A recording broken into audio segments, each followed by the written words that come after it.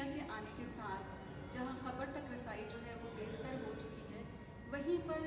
Journalism کے لیے challenges کے بہت سارے دروازے کھل چکے ہیں۔ ہمارے ساتھ آج ایک ایسی شخصیت موجود ہیں جن کا نیشنل میڈیا میں، انٹرنیشنل میڈیا میں بہت ایکسپیرینس رہا ہے کام کرنے کا۔ ان سے جانتے ہیں آج کے چیلنجز کے بارے میں۔ السلام علیکم سر، آپ نے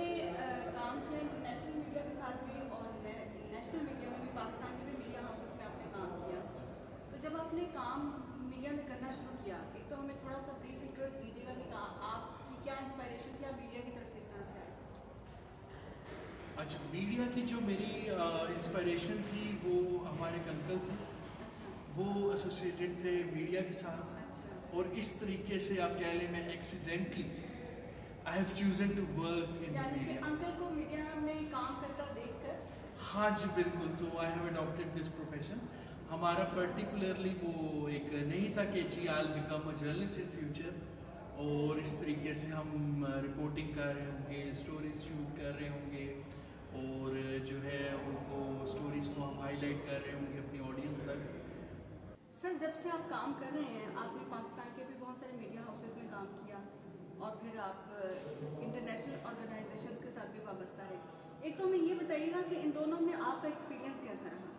اور دوسرا پھر ہمیں یہ بھی بتائیے گا کہ یہ اسٹینڈرڈز میں آپ کو فرق کیا نظر آتا ہے پاکستان کے میڈیا میں اور انٹرنیشنل میڈیا میں، ٹیکنالوجی کے لحاظ سے یا کام کے لحاظ سے، ہر لحاظ سے فرق کہاں ہے؟ دیکھیں، جو انٹرنیشنل میڈیا کی پریکٹس ہے نا وہ تو بالکل مختلف ہے۔ اچھا، اگر ہم پاکستانی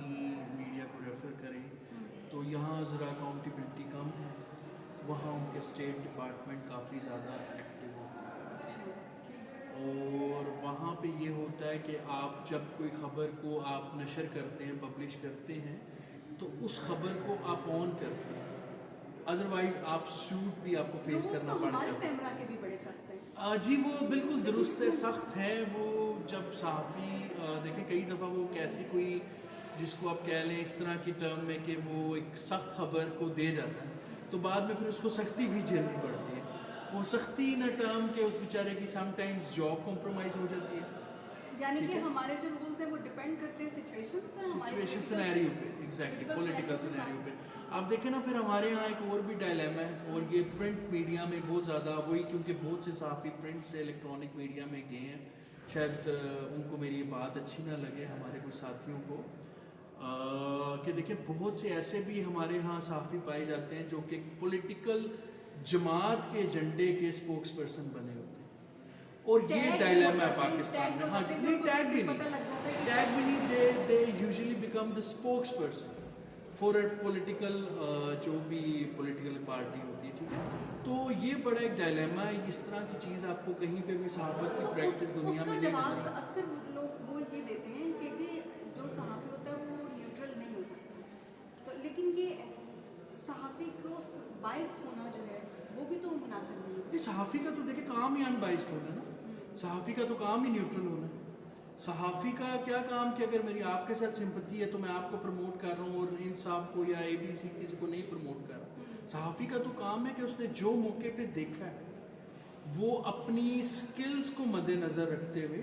اس سٹوری کو پبلش کرے، ہائی لائٹ کرے، نہ کہ وہ جو ہم تھوڑی دیر پہلے سوشل میڈیا کو ہم ریفر کر رہے تھے کہ وہ اس طریقے سے امیچور سٹوری کو ہائی لائٹ کر دیں، ٹھیک ہے، کہ ایک بندہ خون میں لت پت ہے اور اس کی ٹانگ کٹ چکی ہے، اور آپ اس سے جا کے مائک دے رہے ہیں اور اس کو کہہ رہے ہیں کہ جی آپ بات کریں، جی بناتا ہے کہ کتنا پورا اثر ہے یا نہیں۔ ایگزیکٹلی۔ پھر دیکھیں وہاں کی سوشل نارمز ویسٹ کی ڈفرینٹ ہے، جس کو آپ انٹرنیشنل میڈیا کہتے ہیں، اور پاکستان کی بالکل ڈفرینٹ ہے۔ اب یہاں پہ صحافی کی سب سے جو اس ٹائم میرے خیال میں جو سب سے بڑے مسائل کا جس کا اس کو سامنا کرنا پڑ رہا ہے ایک پریکٹسنگ صحافی کو، وہ ہے اس کے فائنینشیل ایشوز، ٹھیک ہے۔ اب ایک صحافی ہے، وہ میرڈ ہے اور اس کے بچے ہیں، اس کی فیملی ہے، اس کی سبلنگز ہیں، اس نے ان سب کو بھی لک آفٹر کرنا ہے، وہ سوشل پریشر بھی اس کے اوپر ہے، اس کے اوپر سوسائٹی کا، معاشرے کا سوشل پریشر بھی ہے، وہ کتنی چیزوں کو کوپ کر کے دن میں چل رہا ہے۔ ایسے ہی ہے جہاں اکانومی پورے پاکستان میں ہی مسئلہ ہے، تو وہاں پر یہ ہے کہ اب صحافی کو یہ مسئلہ ہوتا ہے کہ ان کے جو عام طور پہ اجرت ہے اتنی ان کو ویجز، بالکل ویجز اس طرح نہیں ہے، وہ ڈیزرو کرتے ہیں، 24 گھنٹے وہ آن ورک ہوتے ہیں، انہیں اس اجرت نہیں ملتی۔ تو آپ دیکھیں نا ویجز کا یہ بہت بڑا سیٹ بیک ہے ہمارے معاشرے میں کہ ہمارے صحافیوں کو اس لیول پہ اس طریقے سے جو ہے وہ گورنمنٹ کی کوئی ریگولیٹری اتھارٹی اس کو فیسیلیٹیٹ نہیں کر پا رہی, جو بھی اس کا میکنزم ہے اس کو وہ پراپرلی اڈاپٹ نہیں کر پا رہی, جس کی وجہ سے ہمارے صحافی, بہت سے صحافی ایسے ہیں جن بیچاروں کا بڑا ڈیفیکلٹ ہے سروائیو. ٹھیک ہے, اب ہر بندہ ایک بڑا ہوسٹ تو نہیں ہے, ایک اینکر تو نہیں ہے کہ جو اپنے آپ کو صحافی بھی کلیم کرتے ہیں, اینکر بھی ہوتے ہیں. ہمارے ہاں صحافت میں ایک ایسے دو سٹینڈرڈز بن گئے ہوئے ہیں کہ ایک صحافی ہیں جو جن کو بہت زیادہ پے کیا جا رہا ہے, اور ایک وہ ہیں کہ جن کو بہت ہی کم پے ہو رہا ہے, تو وہ دونوں کے بیچ میں بیلنس لانے کی ضرورت ہے. دیکھیں وہ بیلنس پھر میں آپ کو دو چیزوں کی وضاحت کرتا چلوں کہ ایک صحافی کو ٹیگ ہوتا ہے جی یہ جماعت اسلامی کے صحافی ہیں, ایک صحافی کو ٹیگ ہوتا ہے جی یہ پی ایم ایل این کے صحافی ہیں, ایک صحافی کو ٹیگ ہو جاتا ہے یہ پی ٹی آئی کے صحافی ہیں. تو نہیں, وہ پھر ان کے پیمنٹ تو دیکھیں ان کے پھر اپنے معاملات بھی ہوتے ہیں نا. ہمارے صحافیوں کا میرے بہت سے دوست اس کو یہ بات ناگزیر گزرے گی, لیکن حقیقت تو یہی ہے کہ جب آپ اسکرین پہ دیکھ رہے ہوتے ہیں اس صحافی کو اور آپ دیکھ رہے ہیں کہ پرٹیکولرلی وہ ایک جماعت کی جو ہے ایڈوکیسی کیے جا رہے ہیں, تو صحافت کا تو صحافی کے تو یہ ایتھکس ہی نہیں. دیکھیں نا صحافی has to be an unbiased character, unbiased ہو کے صحافی نے خبر معاشرے تک پہنچانی. جی, اب اس کا کیا کام ہے کہ وہ بائسڈ ہو جائے, تو پھر انہیں جب کرٹیسزم ملتا ہے تو پھر ہمارے کچھ صحافتی تنظیمیں ان کو خطرہ لاحق ہو جاتا ہے. ٹھیک ہے, وہ پھر کہتی ہے جی او ہو یہ تو ہمارے بندے کے ساتھ بڑی زیادتی ہوئی, تو وہ کبھی بھی اس چیز کو نہیں ایڈریس کرتی کہ جناب علی آپ جو یہ کام کر رہے ہیں کہ جھنڈے کو پروموٹ کر رہے ہیں, آپ ذرا اس پہ بھی تو شفقت فرمائیں. لیکن